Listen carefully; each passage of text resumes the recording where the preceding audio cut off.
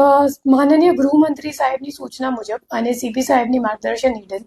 ગઈકાલે cyber cell દ્વારા કોસાડ આવાસમાં એક રેડ કરવામાં આવેલ હતી. એ રેડમાં જે પકડાયેલ આરોપી છે, જેમનું નામ પ્રવીણ ધાધલ છે, એમની પાસેથી એક 10 બાય 15 ફીટ ની શું કહેવાય આવાસમાં એક કોથરી મળી આવેલ અને આ કોથરીમાં તમામ બેંક એકાઉન્ટ અને કીટો હતા ઘણા બધા. તો એ મુજબ અમે લોકો જ્યારે કીટો તપાસ દરમિયાન એ સામે આવ્યું છે કે કુલ મળીને 150થી વધારે કીટો હતા અને એ તમામ કીટોના જે છે એ તમામ કરંટ એકાઉન્ટના કીટો છે અને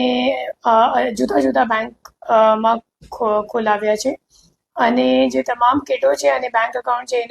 એના NCCRP પોર્ટલ ઉપર શોધ કરતા અત્યારે અમારી સામે જે આવ્યું છે આંકડો એ છે કે 46 કરોડ જેટલા સાયબર ફ્રોડ આ તમામ અકાઉન્ટોમાં થઈ ચૂક્યા છે અને આ તમામ કમ્પ્લેન્ટ દેશના જુદા જુદા રાજ્યમાં દાખલ થયેલું છે.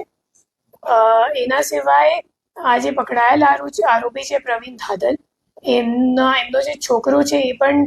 આ જ નેટવર્કમાં સામેલ છે. એ લોકો ઘણા બધા બંડરોથી ખોટી પેઢીઓ ઊભી કરીને કરંટ એકાઉન્ટ ખોલાવતા હતા અને કરંટ એકાઉન્ટ ખોલાવીને પછી એક વિપુલ ઉર્ફે અંકિત કરીને એક માણસ છે જે મૂળ મહારાષ્ટ્રનો રહેવાસી છે અને અત્યારે દુબઈમાં છે અને એમને મોકલતા હતા. દર